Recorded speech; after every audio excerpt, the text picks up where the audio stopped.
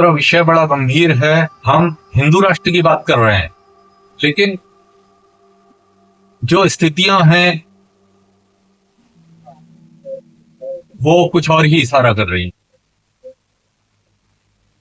क्या हिंदू राष्ट्र बन पाएगा? एक क्वेश्चन मार्क लगता है इस पर। कारण जो कट्टरपंथी नेता हैं और जो कट्टरपंथी सोच वाले लोग हैं, वो चाहते हैं कि कैसे ही देश खंड खंड हो जाए, यहां की शांति भंग हो जाए, समाज छिन्न भिन्न हो जाए।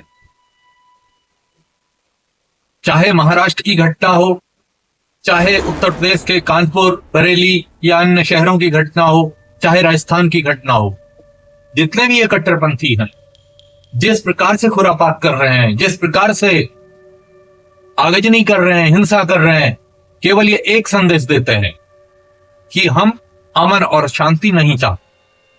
और इनके लिए हमारे मुख्यमंत्री योगी आदित्यनाथ जी ने जो भाषा प्रयोग की है तो बिल्कुल सही है।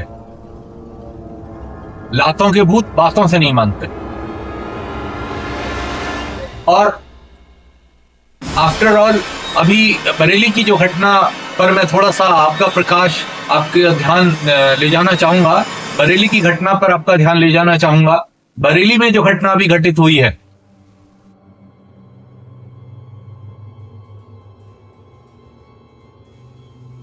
उससे पहले मौलाना तौकीर रजा कहते हैं कि हमें अपना शक्ति प्रदर्शन करना है। सोच देखिए मैं कहां क्या कह रहा हूं। आप शक्ति किसको दिखाना चाहते हो? केवल चुनाव में अपनी शक्ति दिखाना चाहते हो या ओछी राजनीति में अपनी शक्ति दिखाना चाहते हो? अपनी शक्ति दिखानी है ना, देश को बनाने में दिखाओ। देश को बनाने में दिखाओ, कुछ आविष्कार करके दिखाओ, कुछ ऐसा कर दो कि हां देश गर्व करे। एक तरफ तुम कहते हो कि हम भारत में रहते हैं, भारतीय हैं, और फिर ये किस प्रकार की शक्ति प्रदर्शन की बात कर। लेकिन एक बात यहां पर और हुई है, ये जो घटनाएं हुई है ना, इसने हिंदुओं को सोचने को मजबूर किया है। हिंदुओं, तुम कहां हो? क्या हिंदू राष्ट्र बना लोगे? अब आपको ये बात हो सकता है मेरी बात थोड़ी सी चूहे, लेकिन मेरी बात को बड़े ध्यान से सोचिएगा। मैं एक विश्लेषण बता रहा हूं आपको।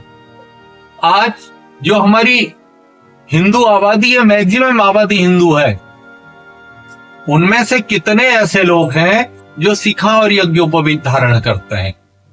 पहली बात।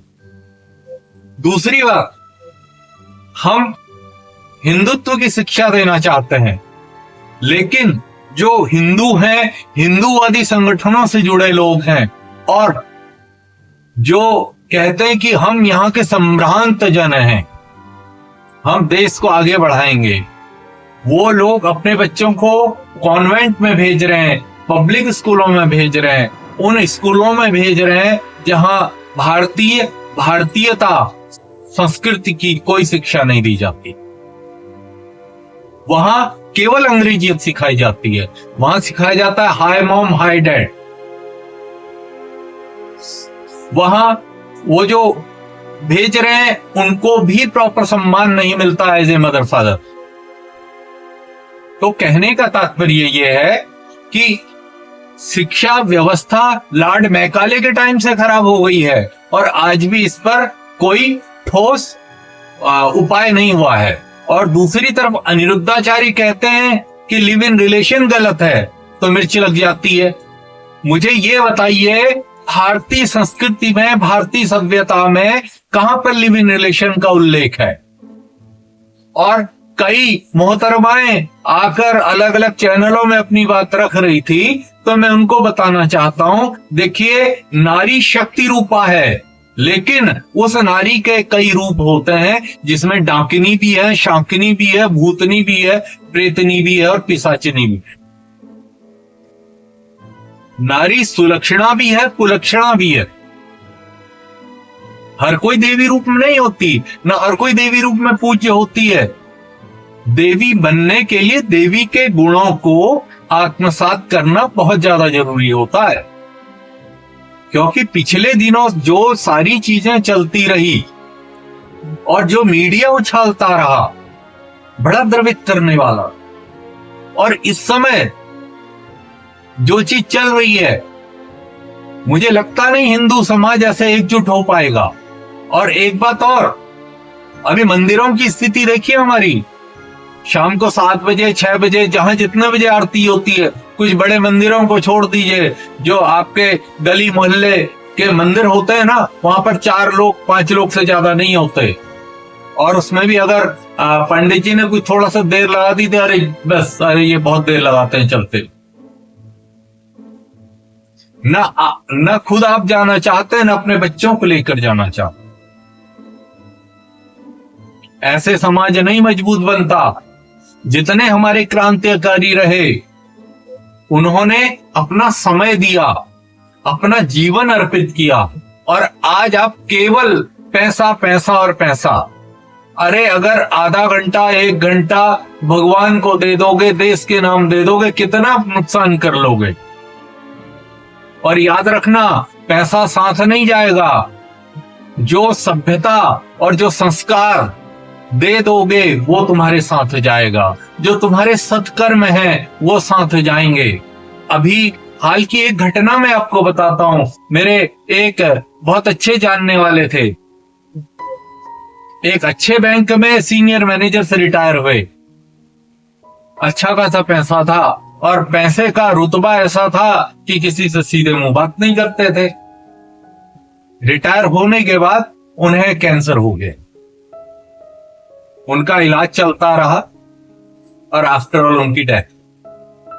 और जिस दिन उनकी डेथ हुई ना, उनके पास 6 लोग थे, जिनमें 2-3 जेंट्स और बाकी सारी महिलाएं, यानी कंधा देने के लिए 4 लोग भी नहीं थे।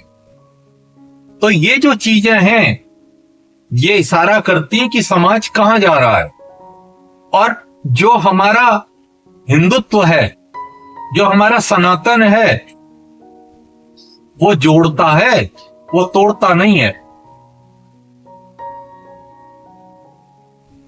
ये सम्मान करना सिखाता है, ये अपमान करना नहीं सिखाता। लेकिन ये भी सिखाता है कि सटे साटम समा चले, दुष्ट के साथ दुष्टता की जाए। जब घी सीधी उंगली से ना निकले तो उंगली टेढ़ी की जाए। जब कोई प्यार की भाषा ना समझे तो उसको लठ की भाषा समझाई जाए। कहने का तात्पर्य यह है कि ये जो स्थितियां हैं, इनसे थोड़ा सचेत हो जाइए। अगर आप चाहते हैं अपने धर्म, अपने समाज और अपनी संतति की रक्षा करना, उन्हें संस्कार दीजिए, उन्हें संस्कृति सिखाइए। अंग्रेजियत आपको कुछ नहीं देगी। आज आपके बच्चे 4 मंत्र पढ़ना नहीं जानते हैं। आज आपके बच्चों को यह नहीं पता है कि पूजा कैसे की जाए। तो कहने का तात्पर्य यह है कि सही चीजें देंगे, और अगर आप सही चीजें देंगे ना, तो लिव इन की कोई जरूरत ही नहीं पड़ेगी। लिव इन की जरूरत कब पड़ती है पता है आपको? जब संस्कार नहीं है, जब सभ्यता नहीं है। और जो कि इन्होंने कहा है, चाहे अनिरुद्धाचार्य जी ने कहा, चाहे प्रेमानंद जी ने कहा, या अन्य संतों ने कहा, मनुष्य आचरणवान होता है, जानवर का कोई आचरण नहीं होता। वो 10 के साथ जा सकता है, उसको ये नहीं पता होता कि कौन उसके बच्चे की मां है, कौन उसके बच्चे का बाप। अब फैसला आपके हाथ में है, आपने क्या करना है। क्योंकि हमने अगर धर्म को बचाना है, धर्मो रक्षति रक्षका, धर्म उसकी रक्षा करता है जो धर्म की रक्षा के लिए आगे बढ़ता है। और जब तक आप धर्म की रक्षा के लिए आगे नहीं बढ़ेंगे, तो धर्म आपकी रक्षा के लिए बिल्कुल आगे नहीं बढ़ेगा। भूल जाइए इस बात को। मेरी बात कड़वी जरूर है, हो सकता है बहुत सारे लोगों को मेरी बात अच्छी न लगे। सबसे पहले शिक्षा सुधारिए, संस्कार दीजिए, और क्या परिवर्तन इसमें करना है और कैसे हम